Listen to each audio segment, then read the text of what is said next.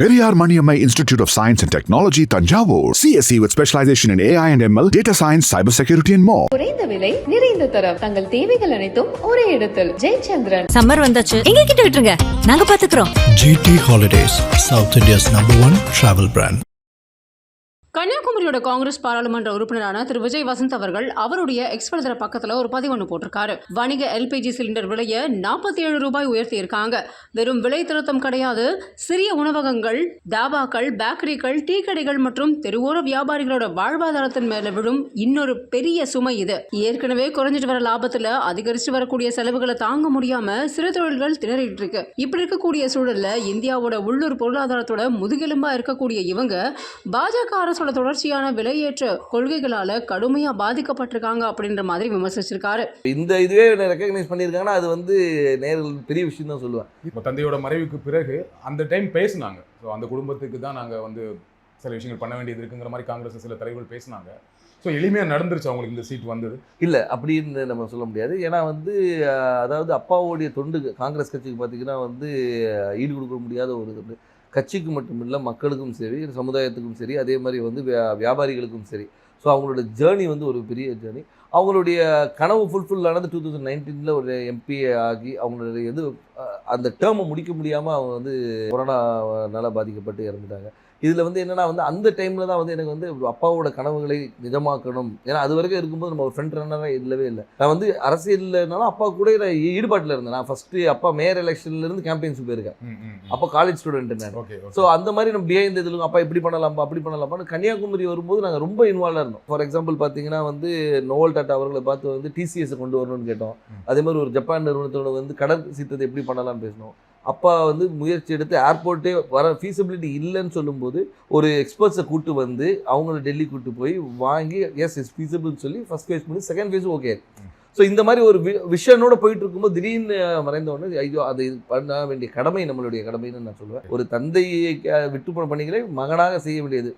அது குடும்ப ரீதியாகவும் சரி, வசந்தன் கோவாக இருந்தாலும் சரி, சமூக பணியாக இருந்தாலும் சரி, வந்து இது நாங்கள் செய்ய வேண்டிய கடமைன்றது எடுத்து உங்களுக்கு அந்த கடமையை அதை நம்ம பண்ணணுங்கிற ஒரு ஆசையும் கடமையும் இருக்கு. பட் கட்சிக்குள்ள அதை முழுமையாக ஒத்துக்கிட்டாங்களா? கட்சிக்குள்ள வந்து முழுமையாக ஒத்துக்கிட்டாங்கன்னா நான் வந்து மறைந்த பின்பு நான் உள்ளே வரல. அதுக்கு முன்னாடி பார்த்து ஏஐசிசி மெம்பராக இருந்திருக்கேன், ஆர்ப்பாட்டங்களில் கலந்துருக்கிறேன், நிகழ்ச்சிகளில் கலந்துருக்கேன். ஏன்னா அப்பா ஃப்ரண்ட் ஹேண்ட் இருந்தாலும் நம்ம தெரியல.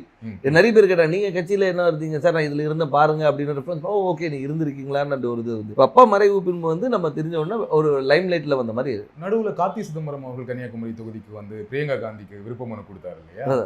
அப்ப எப்படி இருந்துச்சு அது? அப்ப எனக்கு என்ன தோணுச்சுன்னா, ஓகே கட்சிக்குள்ள அதுக்கு முன்னாடியே பேசிட்டு இருந்தாங்க, விஜய் வசந்துக்கு தான் தொகுதி கொடுக்க போறாங்க அப்படின்னு பேசிட்டு இருக்கும்போது இந்த ஒரு நிகழ்வு நடந்தது. கட்சிக்குள்ள அப்போ ஒரு சப்போர்ட் இல்லாம இருக்கும் அப்படி இல்லை. அதாவது அதுக்கு தான் பேர் விருப்ப மனுன்னே வச்சிருக்காங்க. அவங்க விருப்பப்படுறவங்கள வந்து இது பண்றது தான் விருப்ப மனு வச்சிருக்காங்க. ஏன்னா வந்து அப்பா போட்டியிடும் போது ராகுல் காந்தி அங்கே போட்டியிடும் சொல்லி விருப்ப மனு கொடுத்தவங்களும் இருக்காங்க. ஸோ அதனால அந்த விருப்பத்தை வந்து ஒரு அகில இந்திய தலைவர் நம்ம தொகுதியில கன்னியாகுமரி வந்து காங்கிரஸோட கோட்டையாக இருந்த ஒரு இது, காமராஜர், குமரி அனந்தன் இவங்கெல்லாம் வெற்றி பெற்ற ஒரு இது, டென்னிஸ் எல்லாருமே வெற்றி பெற்று ஒரு காங்கிரஸோட இதாக இருந்தனால அந்த ஒரு பலம் இருக்கிறதுனால வந்து பண்ணா நல்லா இருக்கும்ன்ற ஒரு இது. இப்போ சீட் கொடுத்தாச்சு, எந்த அளவுக்கு நம்பிக்கையா இருக்கீங்க?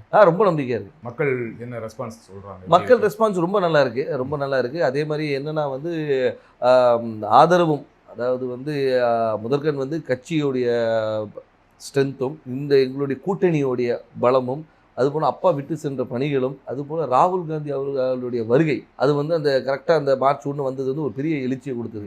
எங்கள் தொண்டர்கள் மத்தியிலும் சரி, பொதுமக்கள் மத்தியிலும் ஓகே நம்ம ஊர் வந்திருக்காங்க, அவர் பண்ண, அதாவது ஒரு தலைவராக வராமல் ஒரு தொண்டனாகவும் சராசரி மனிதனாக வந்தார். இப்போ நீங்கள் வந்து எல்லா தலைவரும் வராங்க, மீட்டிங் போகிறாங்க. அப்படி இல்லாமல் ரோட்டில் ஒரு டீ கடையில் நின்று ஒரு பையனை கூப்பிட்டு பேசி அவங்ககிட்ட ரன்னிங் இன்ட்ரெஸ்ட் இல்லைன்னா ஷூஸ் இருக்கா, இல்லைன்னா ஷூஸ் வாங்கி கொடுத்து அனுப்புகிறேன். ஸோ இந்த மாதிரி ஒரு இதுக்கு பர்சனல் கனெக்ட், திடீர்னு போய்ட்டு ஸ்கூலில் போய் தண்டனை எடுக்கிறாரு, இன்ட்ராக்ட் பண்ணுற ஸ்டூடெண்ட்ஸோட.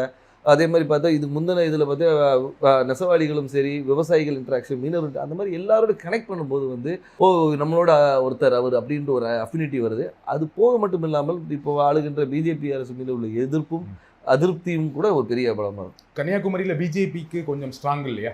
பொன்னார் அவர்கள் ரொம்ப ஸ்ட்ராங்கான கேண்டிடேட் தான் இல்லையா? அதை மறக்க முடியாது. கண்டிப்பாக அதை நம்ம மறுக்க முடியாது. நம்ம வந்து அதாவது பிஜேபி தரப்பில் திரு பொன் ராதாகிருஷ்ணன் அவர்கள் வந்து ஒரு 2 முறை எம்பியாக இருந்தவர் தான், ஒரு பெரிய வேட்பாளர். ஆனாலும் எங்களுடைய கூட்டணி, அதாவது எங்கள் திமுக சார்ந்த கூட்டணி வந்து மிக பலமான கூட்டணி சொல்லலாம். அது வந்து திமுக மட்டும் இல்லாமல் எங்களை சார்ந்து இருந்த மதிமுக, அதுக்கு ஒரு விடுதலை சிறுத்தைகள், அதுக்கு ஒரு முஸ்லீம் லீக், அதுக்கப்புறம் மனிதநேய மக்கள் கட்சி, இது எல்லாமே பார்த்திங்கன்னா வந்து எங்களுடைய ஒவ்வொரு பேஸையும் கவர் பண்ணுது.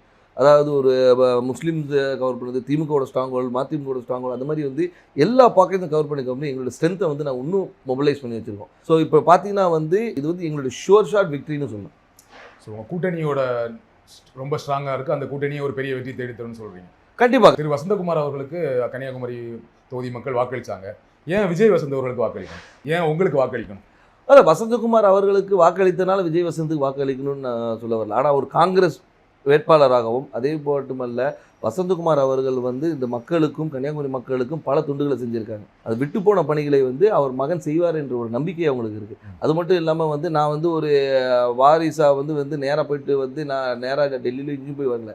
அடுத்த நாளே மக்களை சந்தித்தேன், மக்களோட இருந்தேன், எல்லா நிகழ்ச்சிகளை கலந்து கொண்டு எல்லாரோட நிறை குறைகளை கேட்டுட்ருக்கோம், மக்களாக இருந்தோம். அது ஏன்னா எடுத்தவொன்னே அக்செப்ட் பண்ணிக்க மாட்டாங்க, கேட்குற கேள்விக்கு நான் சொல்கிறேன், அதை அக்செப்ட் பண்ண வைக்கிறதுக்கு நான் ஒர்க் பண்ணேன். ஸோ அதனால் வந்து அப்பாவுடைய இடத்தை வந்து மகன் வந்து நிரப்பார் என்ற நம்பிக்கையை அவங்களுக்கு கொடுத்தேன். அந்த நம்பிக்கையை வந்து எல்லார் மேலேயும் பெருசாகவே இருக்குது. அதனால் வெற்றி வாய்ப்பு ரொம்ப நல்லா இருக்குது. குமரி மாவட்டத்தில் வரீங்க, ரொம்ப படித்த மாவட்டம், ஆனால் அங்கே நிறைய பிரச்சனைகளும் இருக்குது. அதை கரெக்டாக ஐடென்டிஃபை பண்ணியிருக்கீங்களா? என்னென்ன திட்டங்கள் வச்சுருக்கீங்க? கண்டிப்பாக. அதாவது வந்து நீங்கள் கன்னியாகுமரியை பொறுத்த வரைக்கும் பார்த்தீங்கன்னா வந்து இந்த மிக்ஸ் ஆஃப் ஆல்னு சொல்லலாம்.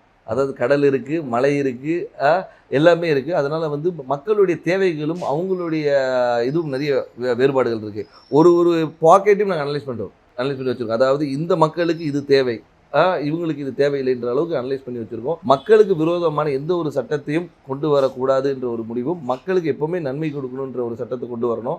அவங்க மக்களுடைய வாழ்வாதாரத்தை உயர்த்துகிற அளவுக்கு என்ன செய்யணுமோ அந்த திட்டங்களை கொண்டு வந்து. எனக்கு தெரிஞ்ச வரைக்கும் குமரி மாவட்டத்தில் வாழ்வாதாரம் ஓரளவுக்கு நல்ல வாழ்வாதாரம் இருக்கும். எல்லாமே படித்தவங்களாக இருப்பாங்க, வேலையில் இருப்பாங்க.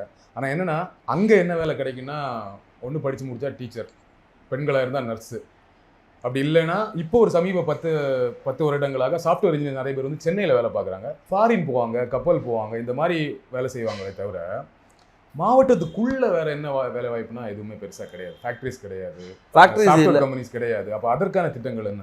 அதற்கான திட்டங்கள் நிறைய கொண்டு வர திட்டங்கள் நிறைய இருக்குது. ஏன்னு சொல்லிங்கன்னா வந்து நீங்கள் சொல்கிற ரிக்குவயர்மெண்ட்ஸ் மட்டும் பார்த்தீங்கன்னா வக்கீல்களும் நிறைய இருக்குது, டாக்டர்ஸ் நிறைய இருக்கிறாங்க. நீங்கள் சொன்ன அது நர்ஸ் டாக்டர்ஸ். அது மட்டும் இல்லாமல் வந்து லிட்ரஸி ரேட் அதிகம் இருக்கிறதுனால வந்து இவங்க பல இடங்களில் ஸ்ப்ரெட் பண்ணியிருக்கிறாங்க. ஸோ அது மாதிரி தொழிற்சாலைகளை கொண்டு வரது வந்து ஒரு சில பாக்கெட்டில் கொண்டு வரலாம். நீங்கள் பார்த்தீங்கன்னா தொழிற்சாலைகள் வந்து ஒரு இடத்துல கூட, அதே மாதிரி கடற்புற கதை வந்து டெவலப் பண்ணுறது என்னென்ன கொண்டு வரணும். ஸோ தொழிற்சாலையை கொண்டு வருது. அதனால வந்து ஒவ்வொரு ஊர் இப்போ பார்த்தீங்கன்னா ரப்பர் ஃபேக்ட்ரி இருக்காங்க, ரப்பர் ஃபேக்ட்ரியை வந்து நம்ம டெவலப் பண்ணலாம். ஸோ வந்து அது மாதிரி தொழிற்சாலை நிறைய இருக்குது. அதே மாதிரி வேலைவாய்ப்பு திட்டங்களும் நிறைய கொண்டு வரலாம். நம்ம என்னென்னா நம்ம மக்கள் என்னென்னா இங்கே இருக்கிற மக்கள் எல்லாமே பாதி பேர் வெளியே தான் இருக்கிறாங்க. இப்போ இந்த கொரோனால தான் நமக்கு தெரிஞ்சு பாதி ஊரில் இருக்கும். இவ்வளோ பேர் வந்து நம்ம ஊரை சார்ந்தவங்க இந்த தமிழ்நாடு முழுக்க இருக்காங்க தெரியும். Periyar Maniammai Institute of Science and Technology, Tanjavur. CSE with specialization in AI and ML, data science, cybersecurity and more. குறைந்த விலை நிறைந்த தரம் தங்கள் தேவைகள் அனைத்தும் ஒரே இடத்தில். ஜெயச்சந்திரன். சம்மர் வந்தாச்சு, எங்க கிட்ட விட்டுருங்க, நாங்க பாத்துக்கிறோம்.